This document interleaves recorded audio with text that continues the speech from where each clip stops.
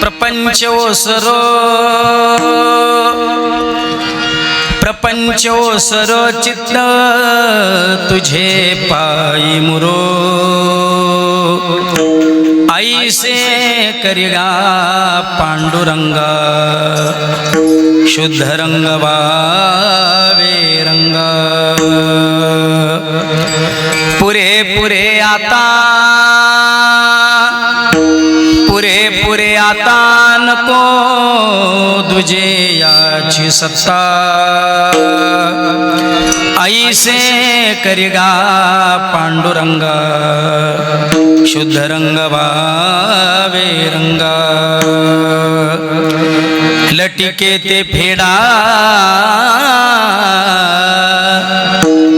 तुका म्हणे जाय पिडा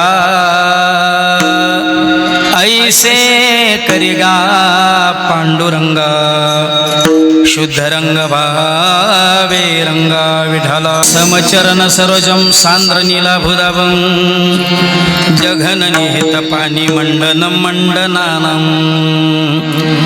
तरुण तुलसी माला कंधरा कंजनेत्रं सदय धवल हसं विठ्ठलं चिन्तयामि नमो ज्ञानेश्वरा नमो ज्ञानेश्वरा नमो ज्ञानेश्वरा नमो ज्ञानेश्वरा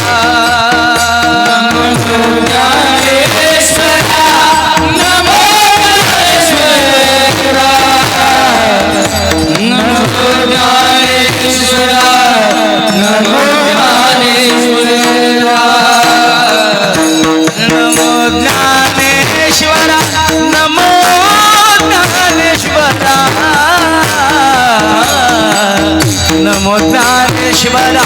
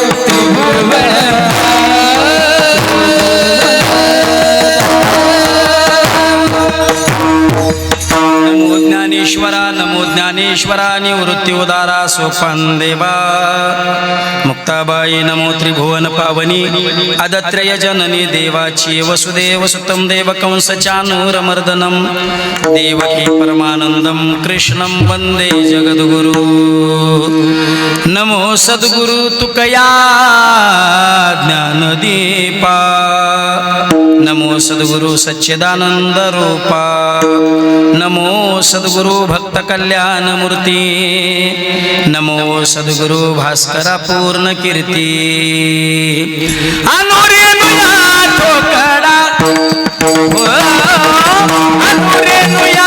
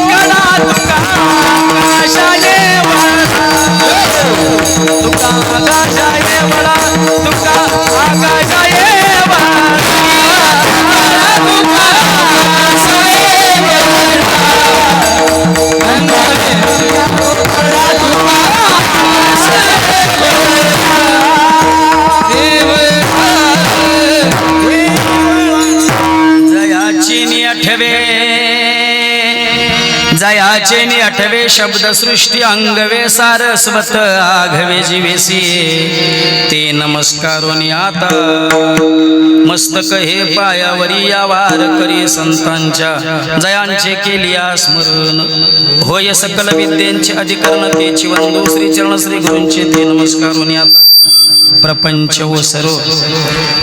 ओ सरो चित्त तुझे पायी मुरो ऐसे करिगा पांडुरंगा शुद्ध रंग विरंगा प्रस्तुत प्राप्त प्रसंगी कीर्तन रूपी सेवेकरिता निवडलेला अभंग विश्वमान्य विश्वभूषण विश्वाधिकार विश्वप्रिय चिन्मय स्वरूप असणारे स्थित प्रज्ञ साधू मराठी मानावर अधिराज्य करणारे जगविख्यात महात्मा आणि वारकरी संप्रदायाच्या विशाल वटवृक्षाला लागलेले गोंडस फळ म्हणजे जगद्गुरु तुकाराम महाराज.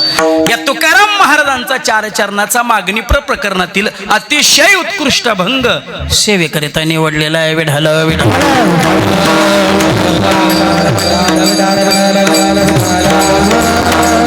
या अभंगाच्या माध्यमातून जगद्गुरु तुकाराम महाराज पांडुरंग परमात्म्याकडे मागणी करतात. अभंगाचा भावार्थ करण्यापूर्वी अल्पसा परिहार.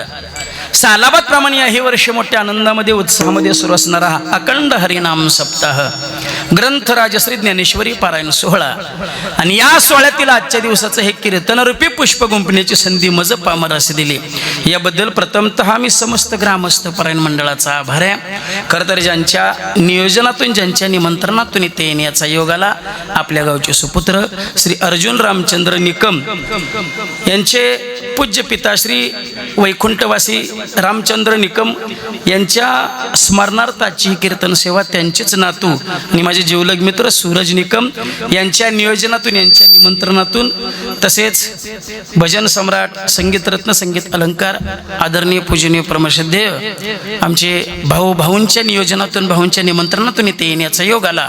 आमचे जयवंतराव निकम त्यांच्या नियोजनातून आमचे कृष्णात महाराज माने यांच्या नियोजनातून इथे येण्याचा योग आला आणि त्यांच्यामुळे तुम्हा संत मायबापाच्या दर्शनाचा योग आला. संगीत रत्न संगीत अलंकार गायनाचार्य हरिभक्तीपरायण आमचे ऋषी महाराजांच्या दर्शनाचा योग आला. संगीत रत्न संगीत अलंकार गायनाचार्य हरिभक्तीपरायण आमचे संकेत महाराजांच्या दर्शनाचा योग आला. आदरणीय पूजनीय परमश्रद्धेय ज्येष्ठ कीर्तनकार आमचे दशरथ महाराज तडवळेकर महाराजांच्या दर्शनाचा योग आला. मृदंग सम्राट मृदंग रत्न मृदंग अलंकार हरिभक्तीपरायण आमचे शुभमजी महाराज कदम महाराजांच्या दर्शनाचा योग आला. महाराष्ट्रातील सुप्रसिद्ध युवा कीर्तनकार आपल्या कोरेगाव तालुक्याचा वैभव आणि माझे जीवलग मित्र हरिभक्तीपरायण आमचे मारुती महाराज सायगावकर महाराजांच्या वारकरी चॅनलच्या माध्यमातून वारकरी सेवक या चॅनलच्या माध्यमातून संपूर्ण हा नाम यज्ञ सोहळा चित्रीकरणाचं काम महाराजांच्या माध्यमातून होतंय. एकदा महाराजांकरता सर्वांनी जोरात टाळ्या वाजवायच्या. त्यांना वेगळीच आवड लागली. बऱ्याच दिवसापासून त्यांची इच्छा होती, पण त्यांची अजून एक इच्छा आहे, संपूर्ण महाराष्ट्रामध्ये आपला चॅनल गाजला पाहिजे. कोणी कोणी चॅनल सबस्क्राईब केलं नसेल तेवढं चॅनल सबस्क्राईब करून घ्या. जेवढे सबस्क्रायबर ज्यादा तेवढे चॅनलचे पैसे ज्यादा का कमी ठरले का? नाही बरं चला, प्रेमाचा विषय दिसतोय. विठाला विठाला सेवेकरता आवर्जून उपस्थित आदरणीय पूजनीय परमश्रद्धेय आमचे सुरेशजी महाराज शिंदे, माझ्यावर नितांत प्रेम करणारे आमचे विजूभाऊ अमोलदादा तडवळेची सगळी ग्रामस्थ मंडळी, आमचे सुरेशदादा चव्हाण, या परिसरातील दिंडी मालक आदरणीय पूजनीय परमश्रद्धेय आमचे बाटमोडीचे आप्पा, त्यांचे सर्व सहकारी मंडळी आदी सर्व गुणीजन टाळकरी मंडळी, आदरणीय आमचे शेखर काका आणि तुम्हा संत मायबापाच्या दर्शनाचा योग आला. विठ्ठल गेले 7 दिवस सुरू असणारा हा नामयज्ञ सोहळा, प्रेमयुक्त भक्ती सोहळा, या ज्ञान यज्ञामध्ये या प्रेमयुक्त भक्ती सोहळ्यामध्ये आज मला येण्याचा योग आलेला आहे. माझ्या अल्पमतीनुसार या ज्ञान यज्ञामध्ये शब्दरूपी आहुती टाकण्याचा मी प्रयास करणार आहे. खरं तर कीर्तनाची वेळ आहे 7 ते 9 8:30 वाजलेत. दोन्हीतली कुठली तरी एक वेळ पाळावी या मताचा मी आहे. 7ची नाही पाळता आली तर 9ची पाळू, म्हणजे सुरू करायची नाही पाळता आली तर बंद करायची पाळू, पण दोन्हीतली कुठली तरी एक वेळ नक्की पाळू. परवा आमच्या शेतामध्ये काम करायचं होते, का कामगाराच्या घरी गेलो. उद्या म्हणलं आमच्या शेतामध्ये काम करायला याल का? ते म्हणलं महाराज येतो की, पण म्हणला माझी एक अट आहे. म्हणलं काय? म्हणला 500 रुपये रोज घेणार. म्हणलं दिले 500 रुपये, पण म्हणलं माझी पण एक अट आहे. तो म्हणला काय? म्हणलं 9ला कामावर यायचं, सुट्टी 5:30ला करायची. म्हणलं चालतंय की. दुसऱ्या दिवशी 9ला कामावर यायची बोली होती, 10 वाजले तरी कामावर आलं नाही, 10:30ला आलं. म्हणलं गाड्या बोली होती 9ची, 10:30ला आलायस. बरं म्हणलं आलायस ना, लाग उद्योगाला. दिवसभर उद्योग सुरू झाला. सुट्टीची बोली होती 5:30ला, हे 4:30लाच घराकडे निघालं. म्हणलं गाड्या बोली होती 5:30ची, तू 4:30लाच घरी निघाला. ते म्हणलं महाराज येताना उशीर झालाय, जाताना कशाला करू? तसं मला तुमच्या समोर यायला झालाय उशीर, जायला कशाला करू? फक्त पाऊण तासा करता 1 तासा करता मला मंडपातला समाज जिवंत अपेक्षित आहे. विठाल विठाल 7 दिवस आपण भगवान परमात्म्याची काया वाच्या मनानं जी सेवा केली ना, त्या सेवेच्या मोबदल्यात आज आपण भगवान परमात्म्याकडे मागायचंय. आज आपण भगवान परमात्म्याकडे मागणीचा अर्ज सुपूर्त करावा. भगवान परमात्म्याने त्यावर सही करावी आणि उद्या कालेच्या स्वरूपात तुम्हा आम्हाला प्रसाद द्यावा. विठ्ठल विठ्ठल. जगातला प्रत्येक जीव भिकारी आहे. जगातला प्रत्येक जीव कोणा ना कोणासमोर तरी काही ना काहीतरी हात पसरून मागत असतो. म्हणजे जगातला प्रत्येक जीव भिकारी आहे. सर्वसामान्य माणूस मागतो, यात काही नवल नाही. कधी कधी संतही मागतात, संत मागतात, यातही काही नवल नाही. कधी कधी देव सुद्धा मागतो. सर्वसामान्य माणूस प्रपंचाच्या समोर उभा राहून मागतो, संत हे देवाच्या समोर उभे राहून मागतात, आणि कधी कधी देव संतांच्या समोर उभा राहून मागतो. तुम्ही रामकथा ऐकली असेल. रामप्रभू सुद्धा केवटाच्या दारामध्ये मागण्याकरता उभे राहतात. तो भगवान परमात्मा वामन होतो, बटू होतो, बलीच्या दारामध्ये मागण्याकरता उभा राहतो. जगातला प्रत्येक जीव भिकार आहे. सर्वसामान्य माणूस प्रपंचाच्या समोर उभं राहून मागतो, प्रपंच मला सुख दे, प्रपंच मला सुख दे, आजपर्यंत मिळालं नाही म्हणून मला सुख दे. संत सुद्धा देवाकडे सुखाचीच मागणी करतायत. प्रेम सुख देई, प्रेम सुख देई. मागणं दोघांचंही एकसारखंच आहे, परंतु संतांची इच्छा पूर्ण होत असताना आपल्याला दिसते, सर्वसामान्याची इच्छा पूर्ण होत असताना आपल्याला दिसत नाही. कारण या प्रपंचाने आजपर्यंत कोणालाच सुख दिलं नाही. संतांना मात्र भरभरून सुख मिळालं. सर्व सुख ल्यालो सर्व अलंकार आनंदे निर्भर डुल्लत असो. कारण संत ज्या वेळेला देवाकडे काहीतरी मागतात ना, त्यावेळेला देवाचं काही मागत नाहीत, देवाला मागतात. हे दान देगा देवा बस तुझा विसरण व्हावा, न लगे मुक्ती धन संपदा संत संग देय सदा. एक देव आणि संत याच्या व्यतिरिक्त मागणी नाही. अखंड जया तुझी प्रीत, अखंड जया तुझी प्रीत, जया तुझी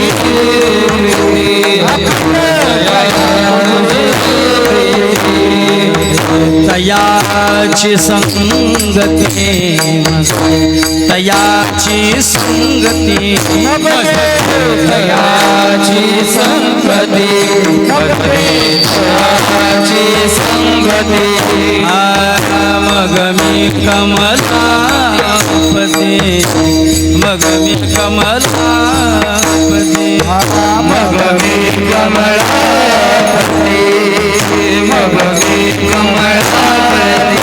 तुझ पाना आणि कंटाळा, तुझ पाना आणि कंटाळा, तुझ पाना आणि कंटाळा, तुझ पाना आणि कंटाळा.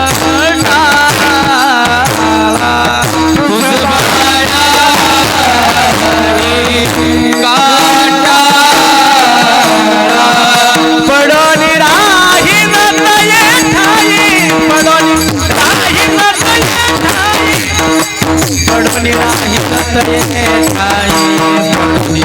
राही न तये ठाई, पडोनी राही न तये ठाई, राही न तये ठाई, पडोनी राही न तये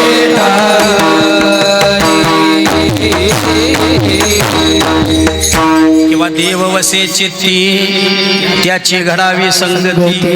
ऐसे आवडते मना देवा पुरवावी वासना. एक देव आणि संत याच्या व्यतिरिक्त मागणी नाही. वास्तविक पाहिलं तर मागणीचा धिक्कार करणारे जगद्गुरु तुकाराम महाराज, हात पसरी जिने जी धिक ज्याचे म्हणणारे जगद्गुरु तुकाराम महाराज या अभंगाच्या माध्यमातून का मागणी करतात याची फार मोठी पिटीक आहे. जगद्गुरु तुकाराम महाराज भक्तीचं, वैराग्याचं आणि ज्ञानाचं मूर्तिमंत उदाहरण म्हणजे जगद्गुरु तुकाराम महाराज. इहलोकामध्ये आणि परलोकामध्ये ज्याला आपलं भलं करून घ्यायचं असेल त्याच्या अंतकरणामध्ये किमान या 6 निष्ठा असल्या पाहिजेत. किमान 6. कोणकोणत्या? देशनिष्ठा, धर्मनिष्ठा, नीतिनिष्ठा, संस्कृतीनिष्ठा, आध्यात्मनिष्ठा आणि 6वी ती भक्तिनिष्ठा. नंबर 1 देशनिष्ठा. देशावर प्रेम करता आलं पाहिजे. जे लोक देशावर प्रेम करतात तीच लोक देवावर प्रेम करू शकतात. नंतर जे लोक देशाविषयी गद्दार आहेत ती देवावर प्रेमच करू शकत नाहीत. विठ्ठल विठ्ठल.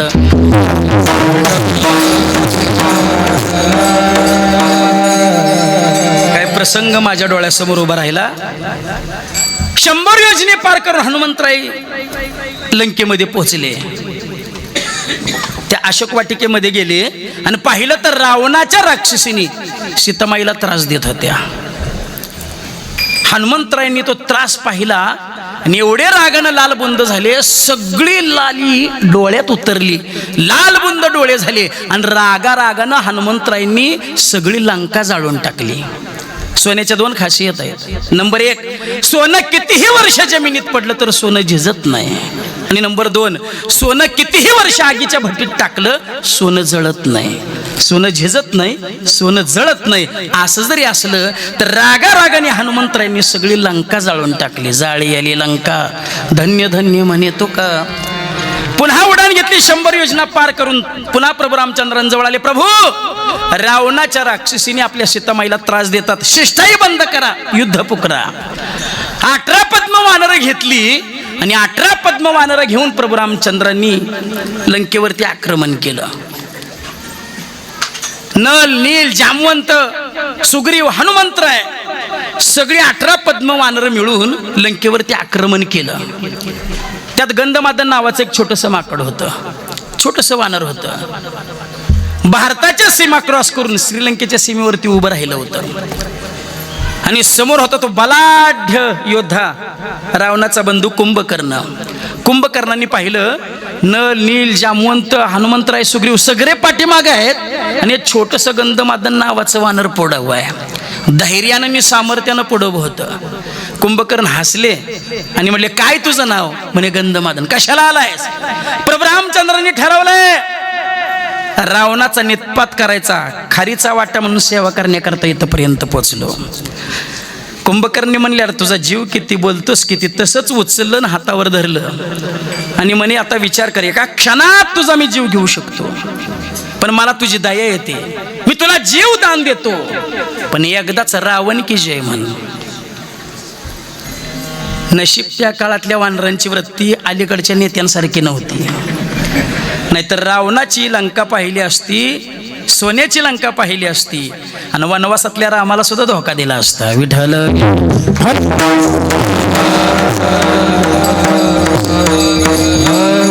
म्हणूनच काय प्रभू रामचंद्रांना माहित होतं माणसाची जात सगळ्यात प्रामाणिक आहे, सगळ्यात प्रामाणिक. म्हणून माणसं नेली नाहीत, वानरं नेली.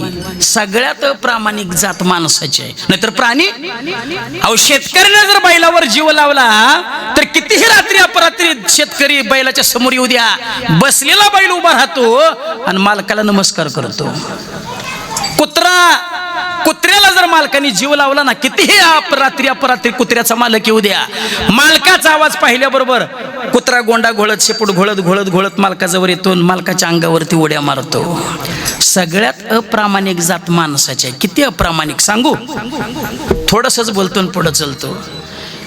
हाताच्या फोडावानी सांभाळलेले 18 वर्षाच्या 19 वर्षाच्या पोरी कॉलेजला जातात, कुठल्या तरी एका जंगलात पोराबरोबर प्रेम करतात, त्याच पोराबरोबर पळून जातात, लग्न करून वापस माघारी येतात आणि पोलीस स्टेशनला तक्रार देतात, माझ्या आईबापापासून मला आणि माझ्या नवऱ्याला धोका आहे. सगळ्यात अप्रामाणिक जात माणसाची आहे. त्यावेळेला प्रभू रामचंद्रांनी ओळखलं का काय कोणास ठाऊक बाबा. हो, म्हणून प्रभू रामचंद्रांनी वानर नेली. एकदाच रावण की जय म्हणून त्या गंधमादन माकडांनी सांगितलं, वानरांनी सांगितलं, एकदाच की रावण की जय म्हणून 1000 वर्ष पुन्हा जगण्यापेक्षा प्रभू रामचंद्र की जय म्हणून मरण केव्हाही पत्करेन. देह जावो आत्माला हो, देह जावो आत्माला हो, देह जावो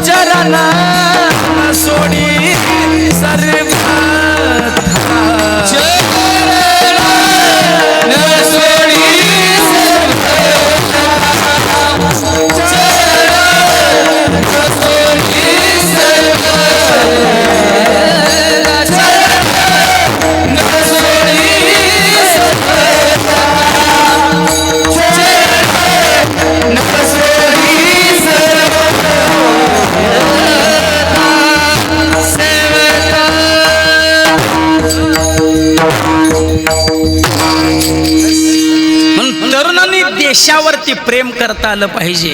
हे स्वातंत्र्य आपल्याला तुम्हा मला मिळालं ना, ते फुकाट स्वातंत्र्य मिळालं नाही. कितीतरी हजारो महापुरुषांनी रक्ताचा थेंब ना थेंब या भारत माते करता समर्पित केला, त्यावेळेला हे स्वातंत्र्य मिळालं. कितीतरी आया बहिणींनी आपल्या हातासारख्या, हातावरच्या फोडासारखी तयार केलेली आपली लेकरं, 21, 22, 23 वर्षाची लेकरं या भारत मातेकरता समर्पित केली, त्यावेळेला हे स्वातंत्र्य मिळालं. उगाच चंगळवाद आणि भोगवाद करायचे दिवस आता राहिले नाहीत. हो, म्हणून तरुणांना लक्ष देऊन ऐका, देशावर प्रेम करता आलं पाहिजे, आपल्या राज्यावर प्रेम करता आलं पाहिजे, आपल्या जिल्ह्यावर प्रेम करता आलं पाहिजे, आपल्या तालुक्यावर प्रेम करता आलं पाहिजे, आपल्या गावावर प्रेम करता आलं पाहिजे. हो, गावाविषयी, तालुक्याविषयी, जिल्ह्याविषयी निष्ठा असावी. आणि आता तुम्हा सर्वांना आपल्या जिल्ह्याविषयी निष्ठा दाखवायची वेळ आली.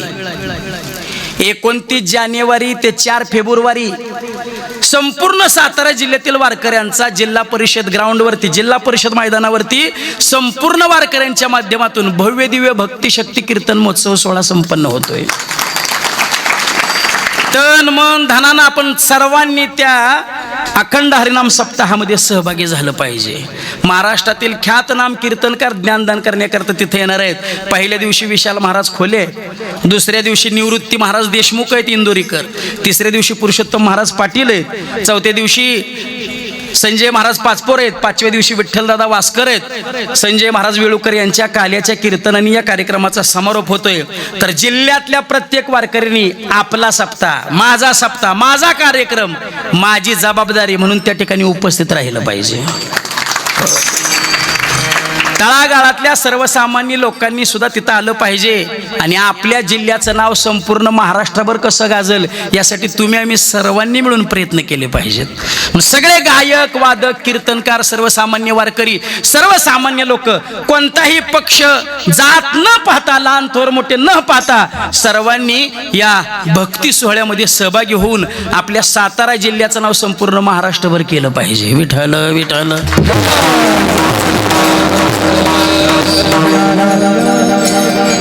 धर्मनिष्ठा हृदयातला प्रसंग सांगतो. तुळापुराच्या संगमावर त्या मकरब खानाने शंभूराजांना मेहुण्याच्या साथीनं पकडलं, साखळदंडाने कैद केलं, औरंगजेबाच्या समोर आणलं. औरंगजेबाने पाहिलं, तीच करारी नजर होती, बलदंड असं शरीर होतं. आणि औरंगजेबाने संभाजीराजांना सांगितलं, शंभूराजे तुम्हाला प्राणदान देईन, पण आमचा खजाना तुम्ही लुटून कुठं ठेवला त्याचं ठिकाण सांगा.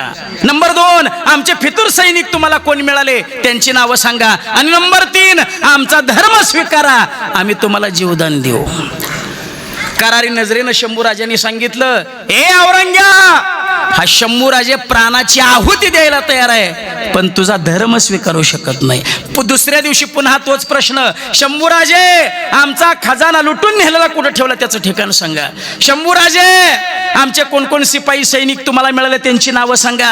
आणि आमचा जर धर्म स्वीकारला तर पोटची पोरगी तुम्हाला दान देऊन टाकीन. त्यावेळेला शंभूराजांनी सांगितलं, तुझी मुलगीच काय स्वभार्या, तुझी बायको जरी माझ्याकडे घाण ठेवली तर या शंभूराजा तुझा धर्म स्वीकारू शकत नाही. याला म्हणावं धर्मनिष्ठा. याचा परिणाम इतका भयंकर झाला मायबाप, 40 दिवस शंभूराजांना हाल हाल करून सोडलं. शरीराची सगळी कातडी काढली आणि कारागृहामध्ये वाळत टाकली.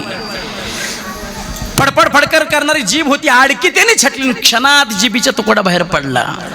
ती रखरखती नजर होती, तप्त सळ्या दोन्ही डोळ्यामध्ये घातल्या, क्षणात बुबळ बाहेर पडली. पायाची बोट कुऱ्हाडीने तोडली मायबाप, कुऱ्हाडीने. पण दुसरा धर्म स्वीकारला नाही, याला म्हणावं धर्मनिष्ठा. याच्यापेक्षा काय वेगळं ते असणार आहे. धर्मनिष्ठा, अध्यात्मनिष्ठा. ज्ञानेश्वरी, गीता, गाथा या ग्रंथांवरती तुम्हा मला प्रेम करता आलं पाहिजे. काय ज्ञानेश्वरीचं सामर्थ्य आहे, काय गात्याचं सामर्थ्य आहे. जगात असा विषय नाही जगात की ज्याची चर्चा ज्ञानेश्वरीत नाही, ज्याची चर्चा गाथ्यात नाही. म्हणून आपल्या मुलांच्या हातात गीता गाथा ज्ञानेश्वरी पडली पाहिजे. माणसानं जीवन कसं जगावं, माणसाचं जीवन कशानं परिपूर्ण होईल, माणसाचं जीवन परिपूर्ण होण्याकरता माणसानं नेमकं करावं काय, एका एका अभंगातल्या आणि एका एकातल्या ओवीत माणसाचं जीवन परिपूर्ण करण्याचा संदेश आमच्या ज्ञानोबा तुकोबारांनी सांगितला. आणि शेवटची आता निष्ठा सांगतो, भक्तिनिष्ठा. आम्ही नामाचे धारक, आम्ही नामाचे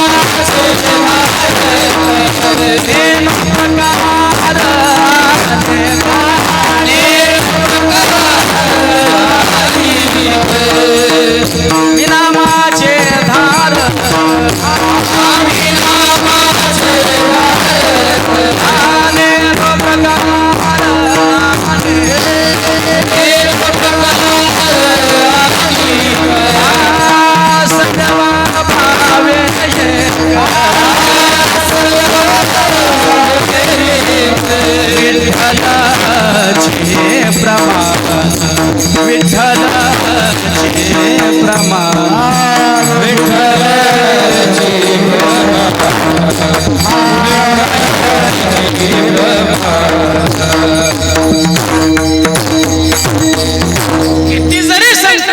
तरी नामचिंतनापासून आपलं अंतकरण वेगळं करून न देणं हीच खऱ्या अर्थानं भक्तीचं लक्षण आहे.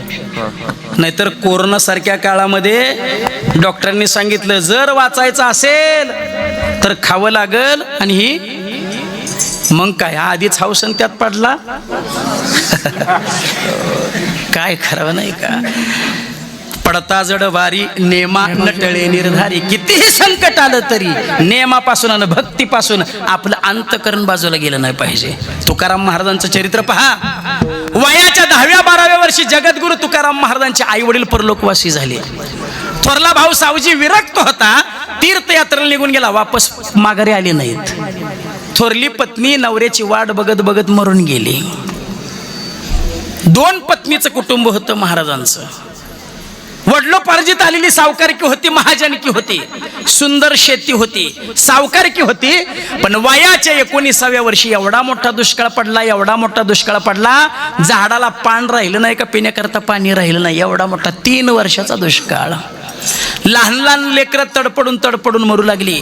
सगळ्या परिसरातील लोक तुकाराम महाराजांच्या वाड्यात आली. तुकोबा, प्रचंड मोठा दुष्काळ पडला आणि दुष्काळाने आमची पोरं अन्नान्न करत तडपडून मरू लागली. महाराज आमच्यावर दया करा.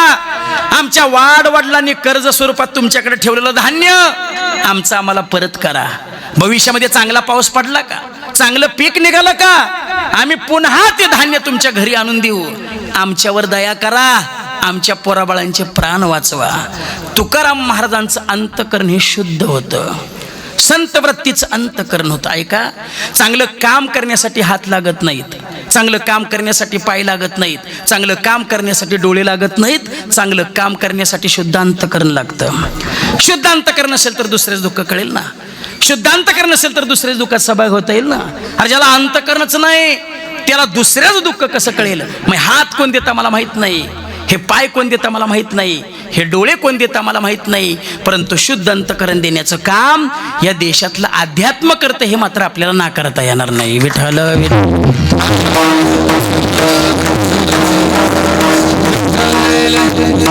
समाजावर आलेली सामुदायिक आपत्ती पाहिली आणि तुकाराम महाराजांचं हृदय कळवळून आलं. एक वाक्य लक्ष देऊन ऐका. सामुदायिक आपत्तीचा फायदा घेणं जगातलं सर्वात मोठं पाप आहे. मग ज्या वेळेला आपल्या देशावर, आपल्या राज्यावर, आपल्या जिल्ह्यावर, आपल्या तालुक्यावर, आपल्या गावावर सामुदायिक आपत्ती येईल ना, त्या सामुदायिक आपत्तीचा सामना करण्याकरता, त्याच्यामध्ये समाजाची सेवा करण्याकरता आपण सगळ्यात पुढे उभं असलं पाहिजे. सामुदायिक आपत्तीचा फायदा घेणं जगातलं सर्वात मोठं पाप आहे. लाईव्ह आहे तरी बोलून जातो. कोरोना सारख्या महाभयंकर आपत्तीमध्ये ज्या ज्या लोकांनी इंजेक्शनाच्या किमती वाढवून पैसे कमवले आणि 2-2 कोटीचे बंगले बांधले ना, ज्ञानेश्वर महाराजांची शपथ घेऊन सांगतो, त्याच बंगल्यात मरताना जर पाणी मिळालं तर मला विचारा. का? महाराजांची भाषा आहे. केले कर्म झाले त्याची भोगाले,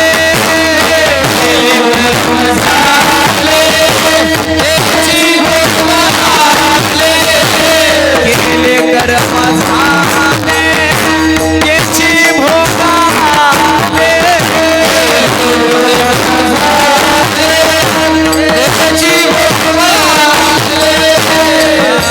उपजले मेले ऐसे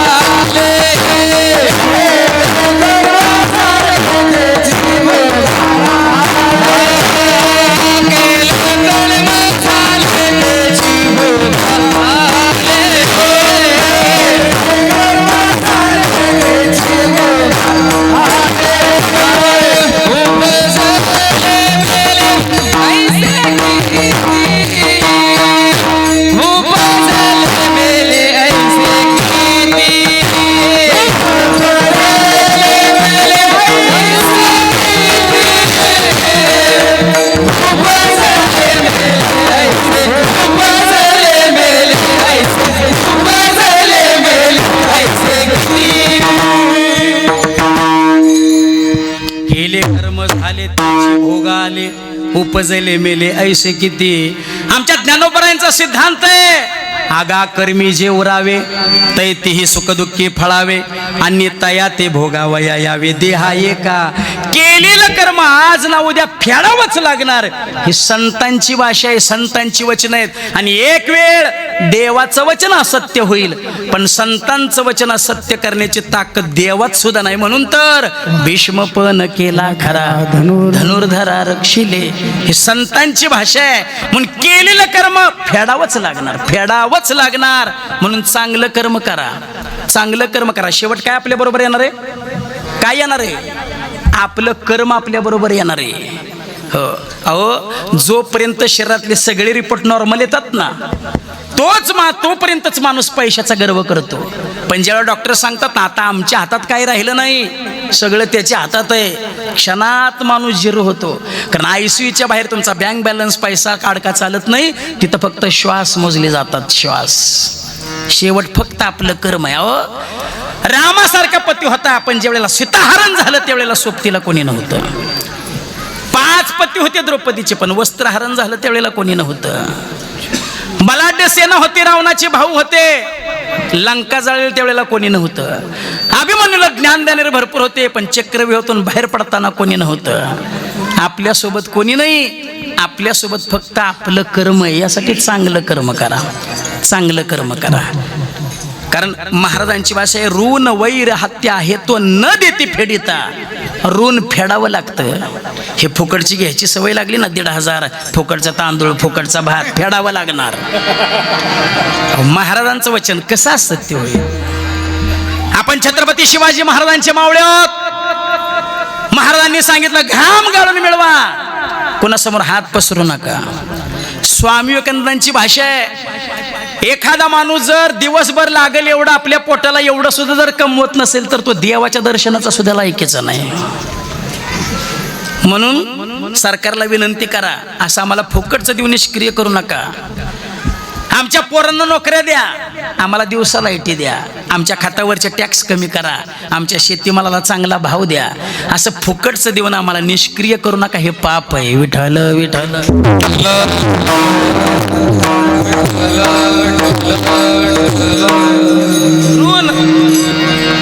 हत्या फेडावी लागते. डोंगरेजी महाराजांना एका साधकाने प्रश्न केला, बाबा आता समाजाकडे पाहिलं तर जिव्हाळा राहिला नाही, प्रेम राहिलं नाही. बरं काही नाही, समाजाकडे पाहिजे, जिव्हाळा राहिला का? नाही राहिला. भावाचं भावाशी पटत नाही, नवऱ्याचं बायकोशी पटत नाही, सासूचं सुनेशी पटत नाही, शेजारणीचं शेजारणी बरोबर पटत नाही. शेजारीन जर नवीन साडी नेसून कोरेगावला फिरायला निघाली का, हे कोंबडीला म्हणते खुडखुड निघाली फिरायला. बरं तिला माहित असतं हे मला स्टॉमना मारते, ती सुद्धा तिच्या शिर्डीला म्हणते तीर तीर नाही तुझ्या जीवा फिरीत. जिव्हाळा राहिला नाही तर प्रेम राहिलं नाही. परवा माझं कीर्तन झालं, 70-75 वर्षाची आजीबाई आली, म्हातारीनं दोन्ही हात माझ्या गालावनं फिरवलं, कडा कडा कडा 10च्या 10 बोटं मोडली. म्हातारी म्हणली, परवा गोड कीर्तन केलं, छान कीर्तन केलंस. कमरला हात घातला, बटवा बाहेर काढला आणि 20 रुपयाची नोट माझ्या हातावर ठेवली. म्हणलं आजी पैसे नकोत. म्हातारीने दरडून सांगितलं, म्हणली ठेव म्हणते ना पैसे. 6 महिने म्हणली मेलीची झोप कुठे गेली या कोणास ठाऊक. रोज या 20 रुपयाच्या गोळ्या खाते, या तवाकोट डोळ्याला डोळा लागतो. या आज तुझ्या कीर्तनाला बसले आणि बिना गोळ्या खाता डोळा लागलाय. म्हणली ठेव. जिव्हाळा राहिलं नाही तर प्रेम राहिलं नाही. या पुढऱ्याचं त्या पुढऱ्याशी पटत नाही, या पक्षाचं त्या पक्षाशी पटत नाही, या गावचं त्या गावशी पटत नाही, या बुवाचं त्या बुवाशी पटत नाही. कशा करता परमार्थ करायचा, कशा करता परमार्थामध्ये यायचं? कोण्याही जीवाचा नगडो मत्सर वरम सर्वेश्वर पूजनाचे. आणि त्याकरता चाललेला खटाटोप म्हणजे हा ज्ञानेश्वरी पारायण सोहळा आहे. विठ्ठल विठ्ठल. जिव्हाळा प्रेम समाजामध्ये राहिलं नाही. डोळे झाकून डोंगरेजी महाराजांनी सांगितलं, ज्या दिवशी लोक कोंबडीच्या, बकऱ्याच्या, बोकडाच्या माना कापून धाब्यावर जाऊन खायला लागली ना, त्याच दिवशी समाजातलं सगळं प्रेम संपलं. विठ्ठल विठ्ठल.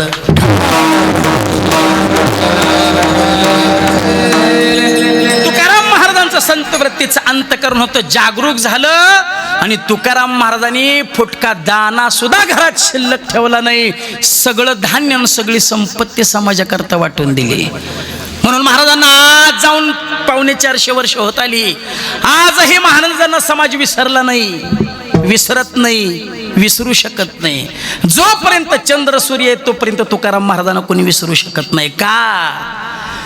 संसाराच्या नावे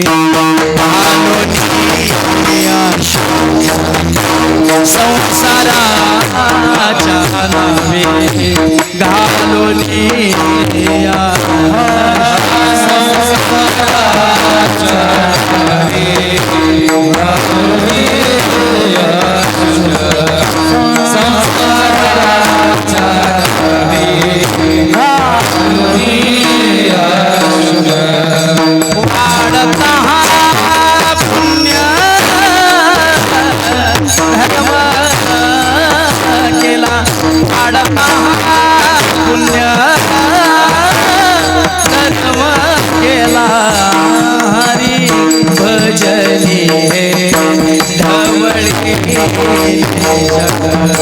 हरी भजन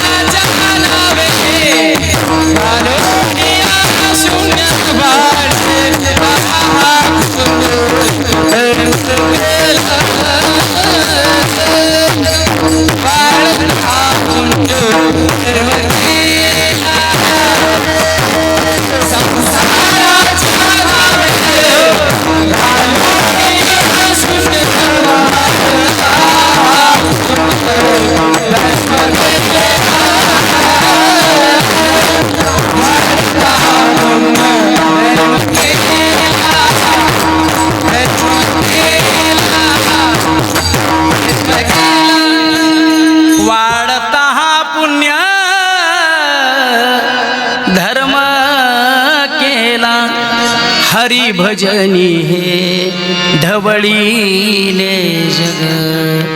आपणल्या का माळकरी असून सप्त्याला वर्गणी देत नाही. अगदीच दिला तर 100 रुपये देऊ, त्यात बी 9 जण जेवायला येऊ. अरे हल्ली बुंदी घरी बांधून नेऊ. काला झाल्यावर तुम्हाला हिशेब मागू, हिशेब नाही दिला तर दिलेला रुपया सुद्धा परत घेऊ. काय समर्पण आहे, काय समर्पण आहे. जगद्गुरु तुकाराम महाराजांचं अंतकरण प्रपंचातून विटून निघून गेलं. आई वडील गेले, थोरला भाव विरक्तासारखा निघून गेला, भाऊजाई मेली, एक पत्नी अन्न करून मेली, संतू नावाचा मुलगा अन्न करून मेला आणि तुकाराम महाराजांना वैराग्य प्राप्त झालं. विठले हे चित्त प्रपंचापासून वमन ते मनी बैसलेसे. तुकाराम महाराजांनी एकांताचा मार्ग स्वीकारला. महाराजांचं मन प्रपंचातून निघालं. महाराजांची भाषा आहे, संसाराच्या तापे तापलो मी देवा, करिता या सेवा कुटुंबाची. जोपर्यंत मनुष्याचं अंतकरण संसाराच्या तापाने तप्त होत नाही ना, तोपर्यंत मनुष्याला भगवंताच्या नामचिंतनाची वाटच दिसत नाही. मनुष्याचं अंतकरण संसाराने तप्त झालं पाहिजे. तप्त त्यावेळेला भक्तीकडे माणूस वळतो. आता तुम्ही कधी तापायचा तुम्हाला सांगता सांगता मला ताप याची बारी आहे. हो, लोक एवढी हेंद्री प्रपंचात झालेत, बायकोनं लाटण्यानं जरी मारलं तरी लोक म्हणतात ये बी दिन चले जाएंगे. कवा माणसं ही तापायची. एका घरात रोज भांडण, एका घरात रोज हसलेल्याचा आवाज यायचा. काय म्हणलं बायकोला, म्हणलं रोज आपण भांडणं करतोय, ते शेजारच्याचं घर बघ किती रोज हसलेल्याचा आवाज येतो. म्हणून ते एक दिवस त्याच्या घरी गेलं. काय म्हणला, तुमचा सुखाचा प्रपंच चाललाय, रोज हसलेल्याचा आवाज आमच्या घरी येतो. तो म्हणला मूर्ख आहेस. कशाचा सुखाचा? म्हणला हसलेल्याचा आवाज कसा येतो? ते म्हणला असं काही नाही, ती मला लाटणं फेकून मारती, लागलं की ती हसते, हुकलं की मी हसतो. आता हे कवा संसाराच्या तापे तापलो मी देवा, करिता या सेवा कुटुंबाची. सांगता सांगता सगळ्यांना ताप याची बारी आली. हो, महाराजांचं मन प्रपंचातून निघालं आणि महाराजांनी एकांताचा मार्ग स्वीकारला, वनाचा मार्ग स्वीकारला. आणि वनाचा मार्ग हा नंबर 1च असतो बरं. कारण लोकांतात फिरणाऱ्या लोकांची या समाजानं माती केली. पुन्हा एकदा बोलू का? लोकांतात फिरणाऱ्या लोकांची या समाजानं माती केली. समाजाच्या लय नादाला लागायचं नाही. हो, ज्याला मोठं व्हायचंय ना त्यानं समाजाच्या नादाला जास्त लागायचं. तुम्ही आम्ही खेळी मेळी तरच टिकतंय, असं केलं की काही टिकत. नम्र झाला भूता तेने कोंडिले अनंता. लहान होता आलं पाहिजे, लहान होता आलं पाहिजे. नम्र झाला भूता तेने कोंडिले अनंता. तुम्हा मला लहान होता आलं पाहिजे. वनाचा मार्ग स्वीकारला, एकांताचा मार्ग स्वीकारला. आणि एकांताचे 3 फायदे आहेत. नंबर 1 नाम साधना चांगली होते. नंबर 2 गुणदोष दर्शन होत नाही. आणि नंबर 3 भगवत प्राप्ती लवकर होते. महाराजांनी वनाचा मार्ग स्वीकारला. येणे सुखे रुचे एकांताचा वास नाही गुणदोष अंगा येत. वृक्षवल्ली आम्हा सोयरे वनचरे. वृक्षवल्ली आम्हा सोयरे वनचरे. फुलांच्या पानांच्या पक्ष्यांच्या संगतीत रात्रंदिवस भगवंताचं भजन केलं. मायबाप इतकं भजन केलं, इतकं भजन केलं, इतकं भजन केलं. महाराज विठ्ठल विठ्ठल म्हणतील यात नवल नाही.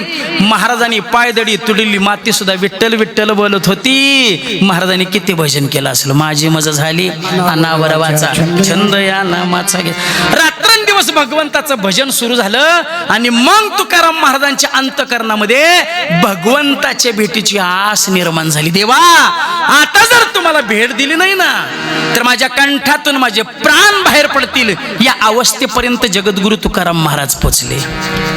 काय भाषा आहे महाराजांची. बारे पांडुरंगा किंवा भेट देसी. बारे पांडुरंगा किंवा भेट देसी.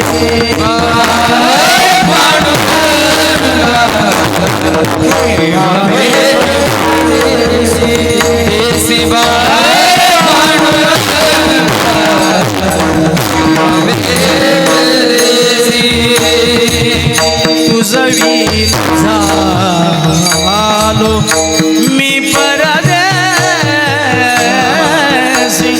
तुझवी न झालो मी परदेसी.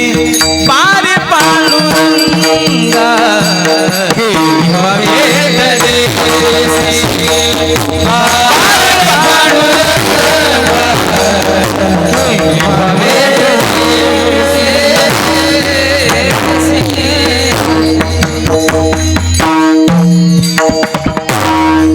भेटीची आवडी उतावीळ मन लागले से ध्यान. ही भावना तुकाराम महाराजांची होती. ज्या पद्धतीनं गोपिकेंच्या अंतकरणामध्ये भगवान कृष्ण परमात्म्याची भेटीची आस निर्माण झाली ना. कान्हया रे कान्हया रे कान्हया रे जग जेठी देई भेटी एक वेळा. देई भेटी एक वेळा. देई भेटी एक वेळा. ज्या पद्धतीनं शबरी मातेच्या अंतकरणामध्ये प्रभू रामचंद्रांच्या दर्शनाची आस निर्माण झाली. आश्रमात या कधी रे येशील रामा रघुनंदना. पाहीन पूजीन ठेवीन माथा. मेरे झोपड़ी के भाग आज खुल जाएंगे राम आएंगे. मेरे झोपड़ी के भाग आज खुल जाएंगे राम आएंगे. मेरे झोपड़ी के भाग आज खुल जाएंगे राम आएंगे. मेरे झोपड़ी के भाग आज खुल जाएंगे राम आएंगे.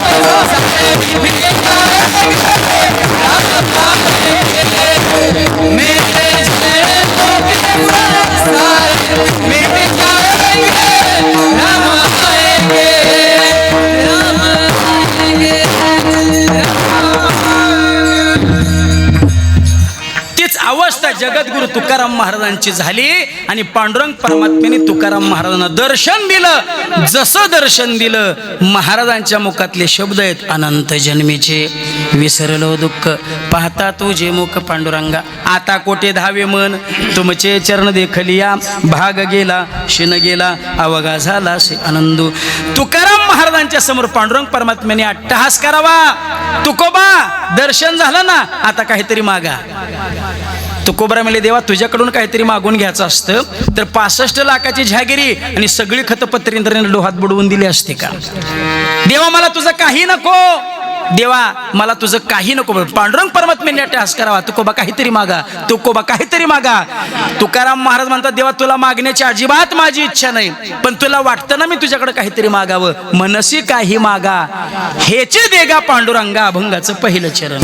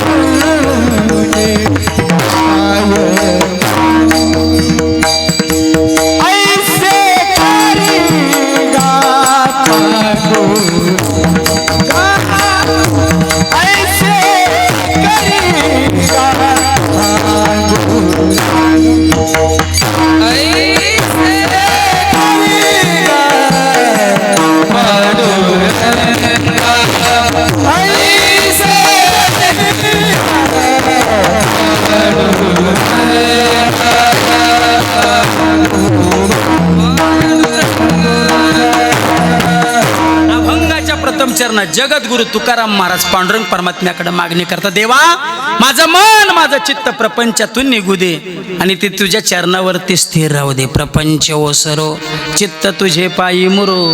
कारण महाराजांना माहित होतं या प्रपंचाने आजपर्यंत कोणालाच सुख दिलं नाही. कोण असा माणूस आहे की प्रपंचाने ज्याला सुख दिलं, असा माणूसच काय. या प्रपंचाने शिवजीला सुद्धा कैलासात पाठवलं. या प्रपंचाने रामप्रभूला सुद्धा 14 वर्षाचा वनवास दिला. अर्थात सुनहू रामप्रिय. एका वराने भरताला गादी आणि दुसऱ्या वराने राघवला वनवास मागणारी एक माता, एक सावत्र माता या प्रपंचातलीच होती ना. या प्रपंचातली एक माता, एक सावत्र माता आपल्या सावत्र मुलाला जर वनवासात पाठवत असेल, हा प्रपंच जर शिवजीला सुद्धा कैलासात पाठवत असेल, तर या प्रपंचापासून तुम्ही सुखाची अपेक्षा करू नका. आपलं संपूर्ण जीवन सुख भोगण्यात जातं का सुखाची आशा करण्यात जातं. सर्व सुखाची आशा जन्म गेला, क्षण एक मुक्ती यज्ञ नाही केला. हिंडता दिशाशीन पावला, माया वेष्टीला जीव माझा.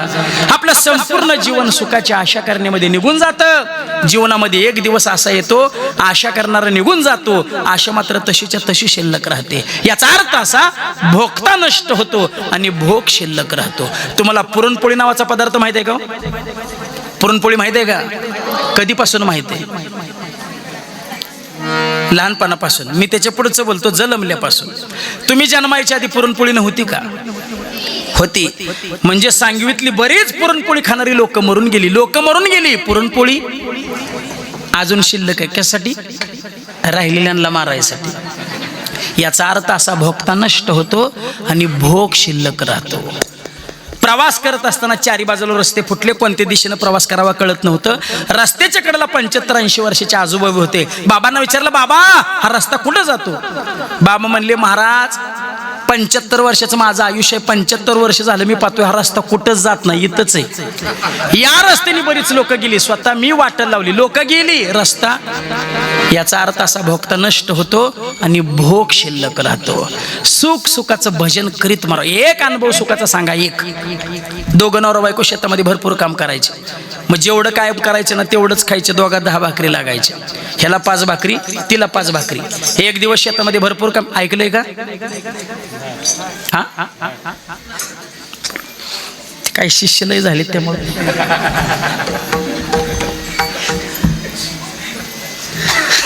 विठाल विठाल.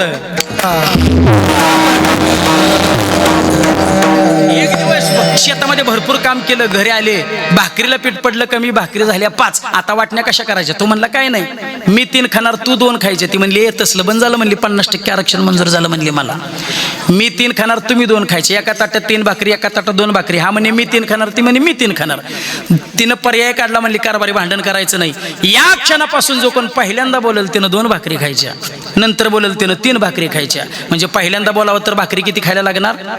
रात्रीचे 2 वाजले तरी दोघातलं कोणी कमीपणा घ्यायला तयार नाही.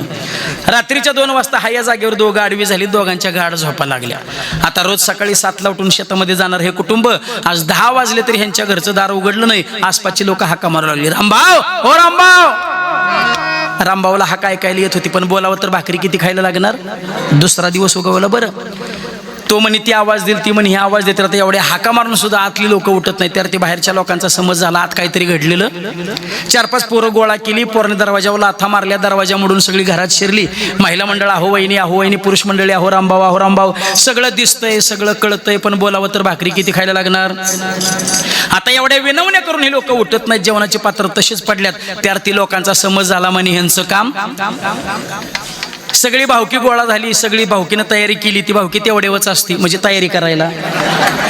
पाहुण्या फोन केलं, एकाने गाडगं धरलं, चौघांनी खांद दिलं, अंत्ययात्रा स्मशानभूमीकडे निघाली. यानं विचार केला, म्हणला 2 भाकरीसाठी सरनाव जायची वेळ आली. म्हणला कावा तरी बोललंच पाहिजे की. पण यानं काय केलं, चालू अंत्ययात्रेत बायकोच्या मांडीला मोठ्याने घेतला चिमोटा. पण ही सुद्धा जात एवढी अवकाळ, जातीने एवढ्या मोठ्याने घेतलेला चिमोटा सोसला. बोलावं तर भाकरी किती खायला लागणार? 2 भाकरीसाठी जातीने एवढ्या मोठ्याने घेतलेला चिमोटा सोसला. पण चिमोटा एवढा मोठ्याने घेतलेला, तोंडात नाही आवाज आला, पण चालू अंत्ययात्रेत तर प्रेत ताडकन उठून बसलं. आता जसं चालू अंत्ययात्रेत प्रेत ताडकन उठून बसलं हे पाहिलं कोणी? खांदकरांना दाद नाही, प्रेत झोपलंय का उठलंय? डबल होतं ना. गाडगं धरणाऱ्याने मागं बघायचं नसतंय.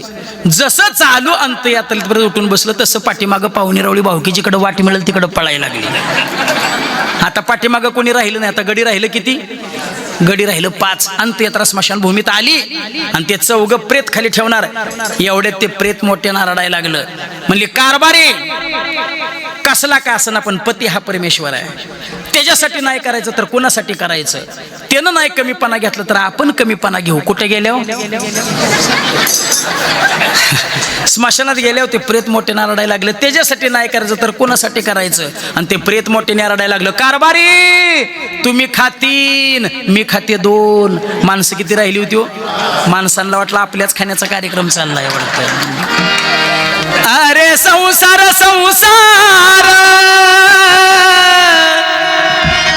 जसा वाचुल्यावर आधी हाताला चटके मग मिळते भाकर. अरे संसार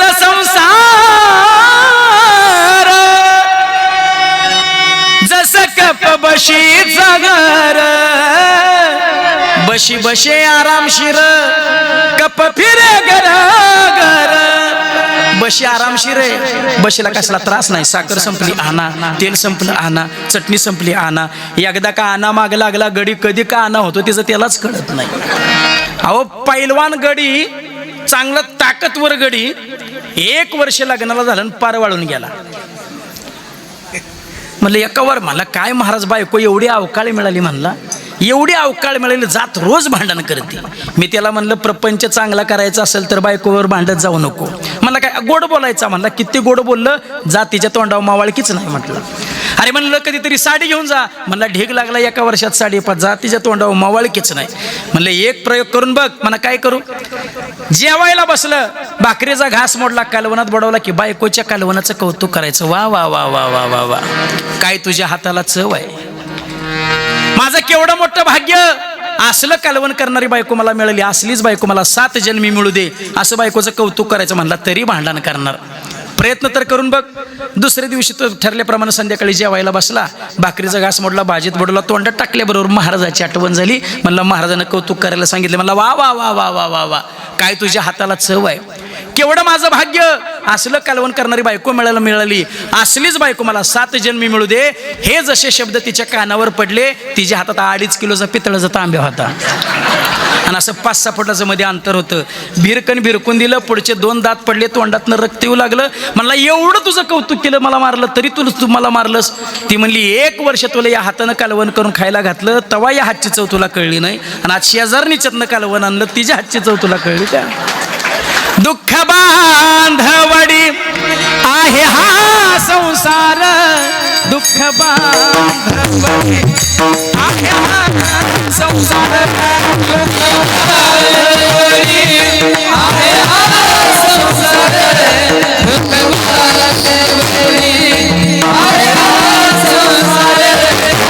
सुखाचा विचार नाही कुठे नाही कोठे, सुखाचा विचार नाही कुठे नाही कोठे, सुखाचा विचार नाही कुठे नाही कोठे, सुखाचा विचार नाही कुठे नाही कोठे.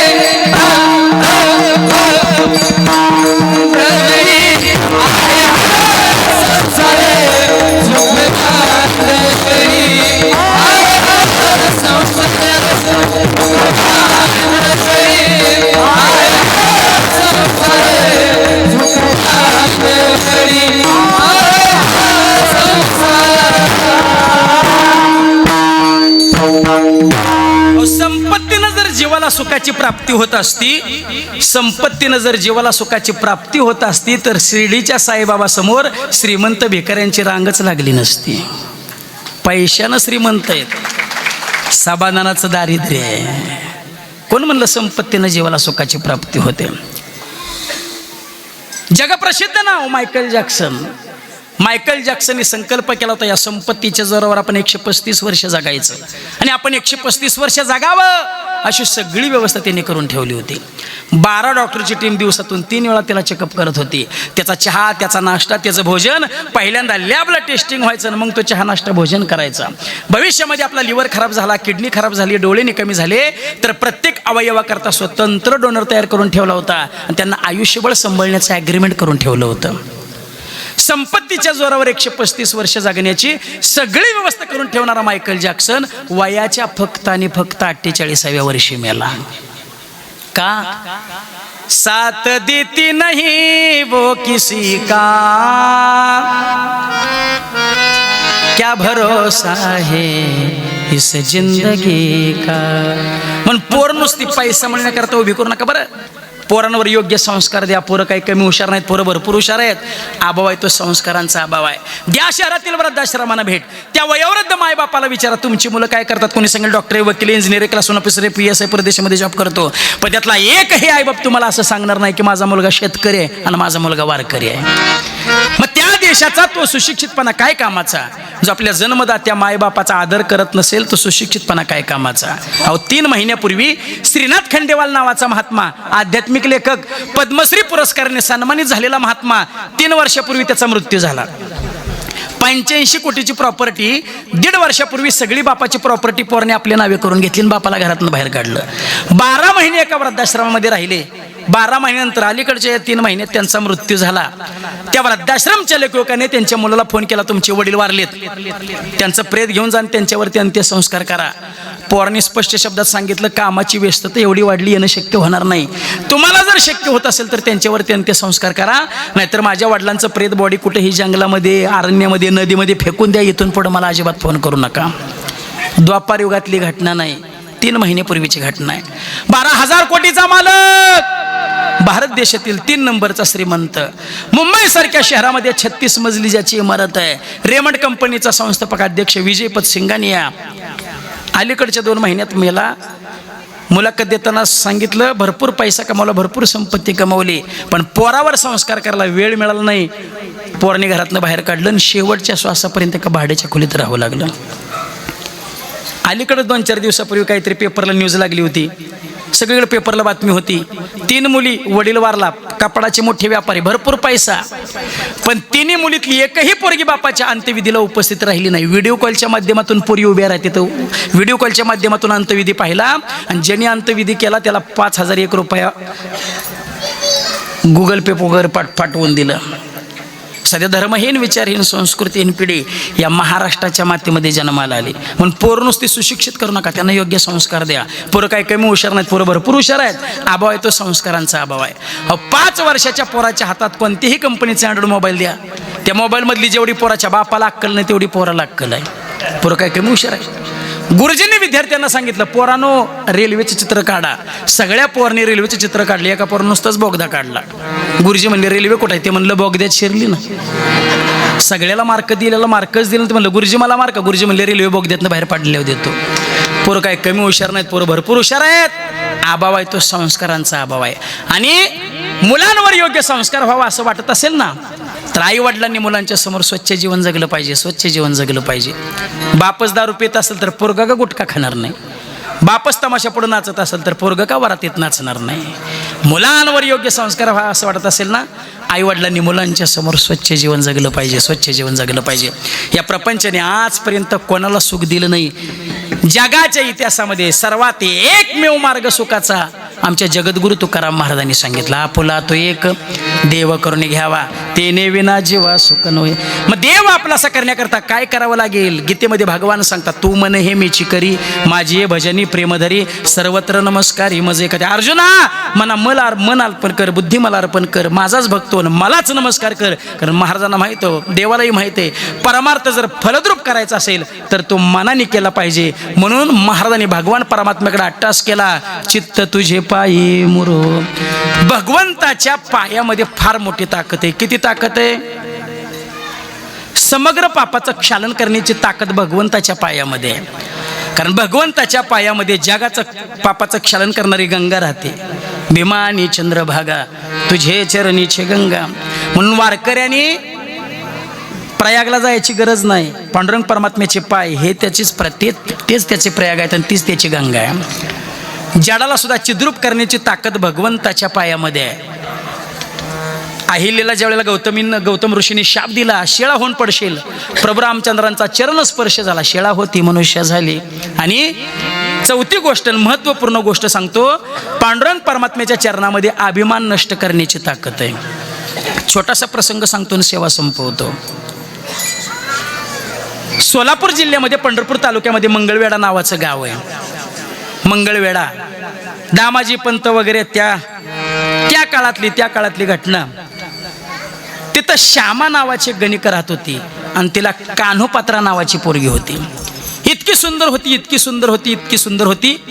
ओकरंड्यावर तुळस जन्माला यावी त्या पद्धतीनं आईसाहेब कान्होपात्रा होत्या. इतक्या सुंदर प्रतिज्ञाच केली होती, जोपर्यंत माझ्या एवढा सुंदर मुलगा मिळत नाही तोपर्यंत विवाहच करणार नाही. 35 वर्षाचं वय लोटलं, विवाह केला नाही.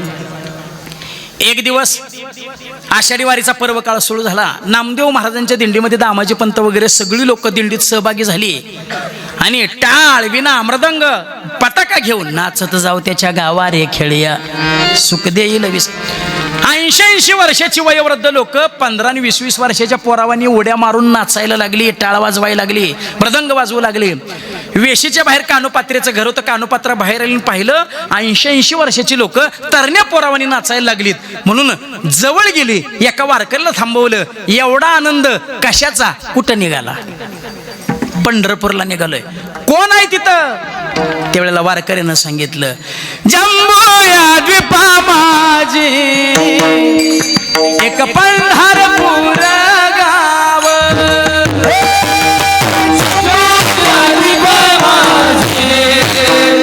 एक पंढरपूर गाव.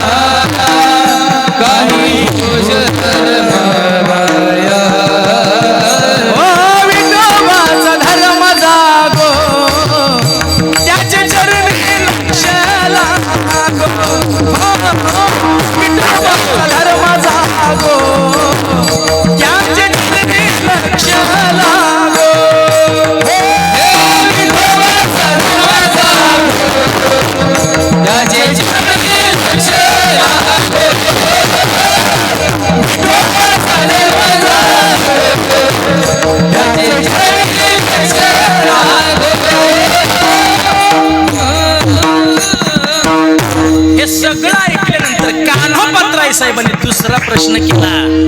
तो दिसायला कसा आहे हो?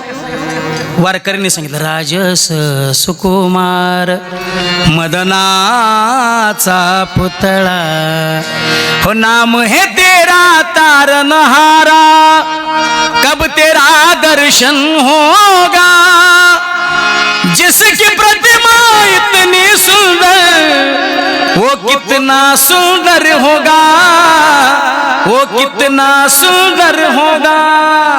हे जसं ऐकलं मग कान्होपात्राय साहेब म्हटल्या, मी तुमच्यावर त्याला पाहण्याकरता येऊ का? चला ना. पडशी भरलीन वारीत सहभागी झाल्या. मजल दर मजल करत करत पंढरपुरामध्ये दशमीला पोचल्या. चंद्रभागेचं स्नान केलं. एकादशीला नामदेव महाराजांचं कीर्तन श्रवण केलं. नामदेव महाराजांबरोबरच पांडुरंग परमात्म्याच्या दर्शना गेल्या.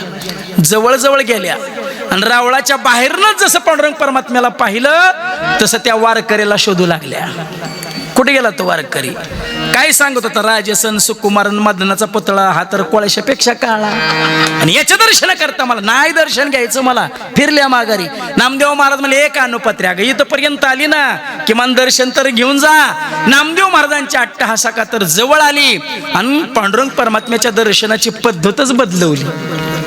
पूर्वी पांडुरंग परमात्म्याचं दर्शन घ्यायचं म्हटलं तर डोक्यावरचा फेटा पागुट टोपी काढायची आणि आपलं डोकं पांडुरंगाच्या चरणावरती ठेवायचं, ही पद्धत होती. कान्होपात्राय साहेबांनी ती पद्धतच बदलवली.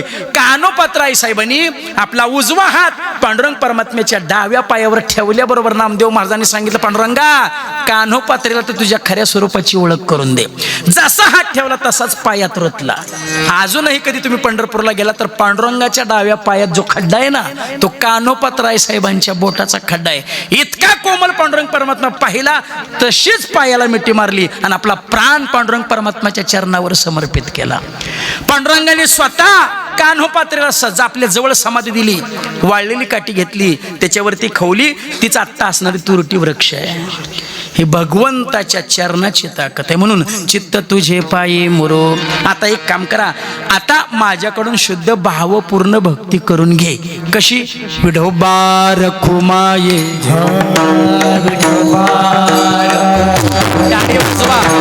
विठोबा रखुमाये अर्जुन निकम विठोबा रखुमाये विठोबा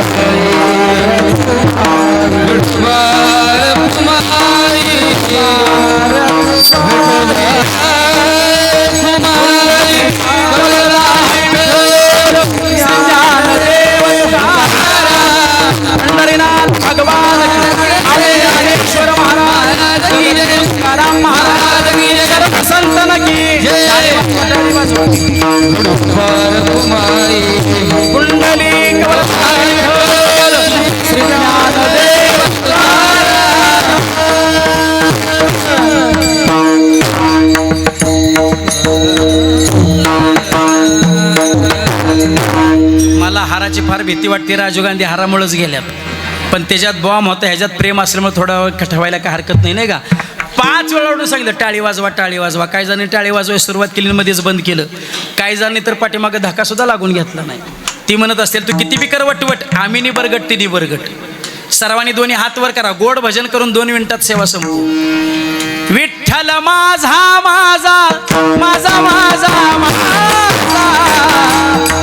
विठ्ठल माझा मी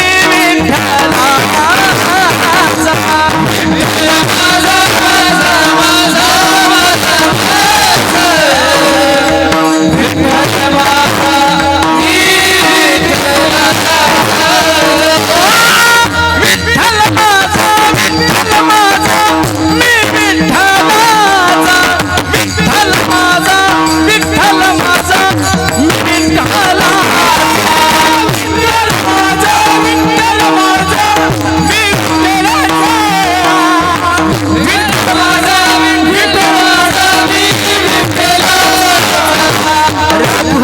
रघुपती राघव राजा राम पतित पावन सीताराम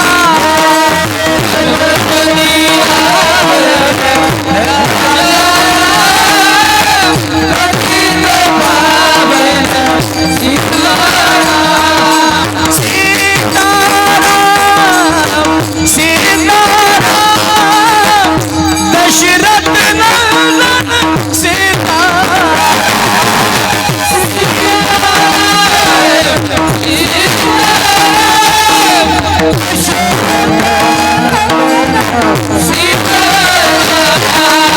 रघुपति राघव राजा राम पतित पावन सीताराम रघुपति राघव पतित पावन रघुपति राघव राजा राम पतित पावन सीताराम रघुपति राघव पतित पावन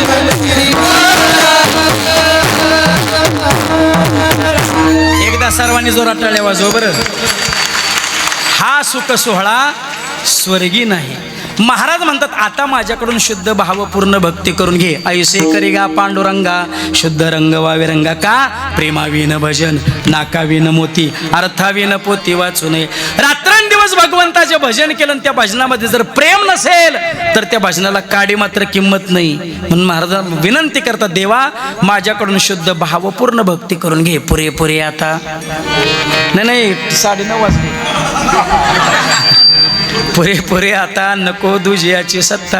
आता दुसऱ्या कोणाच्या सत्तेत राहायचं ना. सत्ता अनेक आहेत. आस लाज भय काम क्रोध चिंता. महाराज सांगतात तोडावा संबंध यांचा माझा एवढ्या करता लटिके ते फेडा तुका म्हणे जाय पिडा. लटक्याची पिढा माझ्या पाठीमागून जाऊ दे. लटक म्हणजे काय एक दृष्टांत सांगतो. एका गावात एक गुरुजी होते. गुरुजी जेवायला बसले आणि दरवाजावर कोणी निघाले का की गुरुजींना सवय होती ओ नमस्कार या जेवायला. त्याच गावात एक वर जाग्या होता.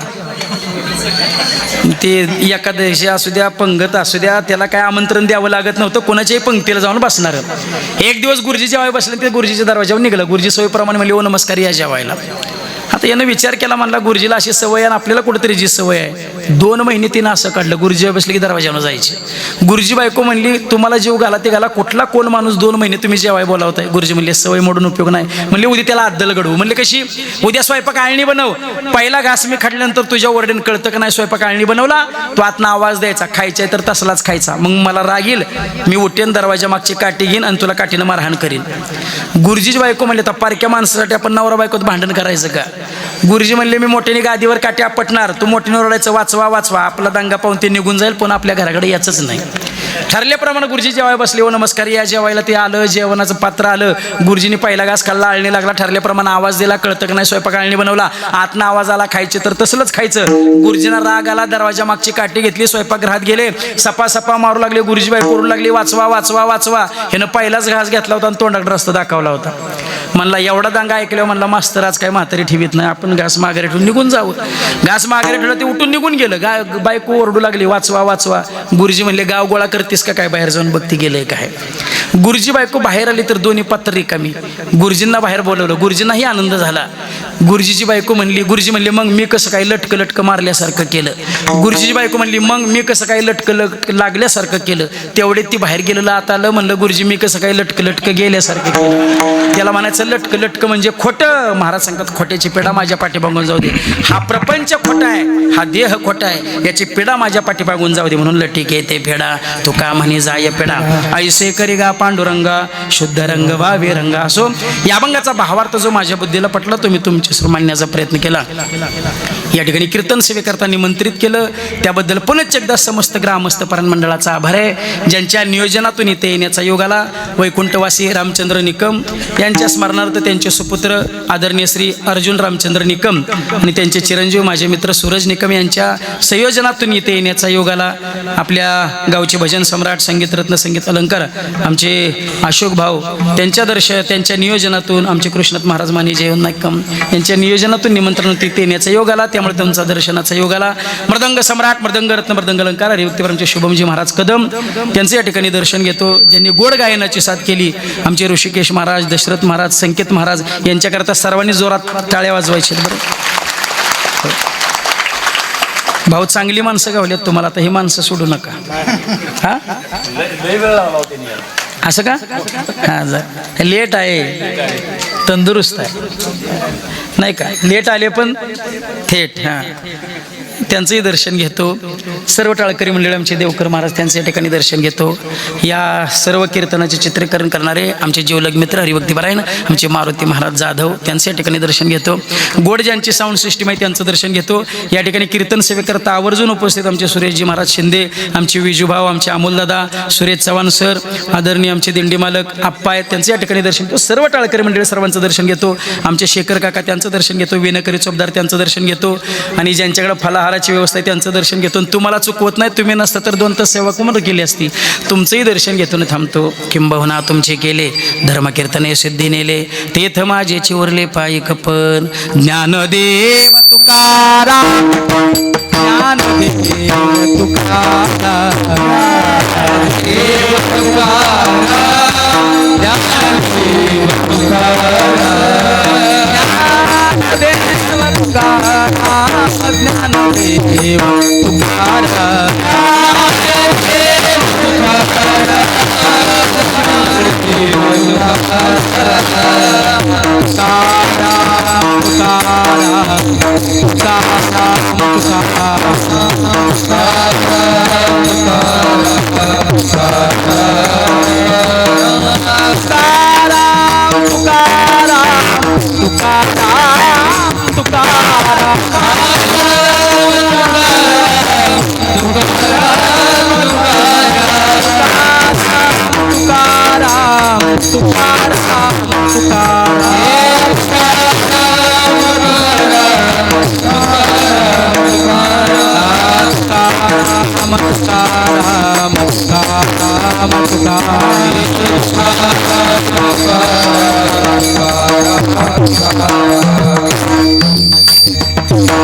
विठ्ठल जय जय.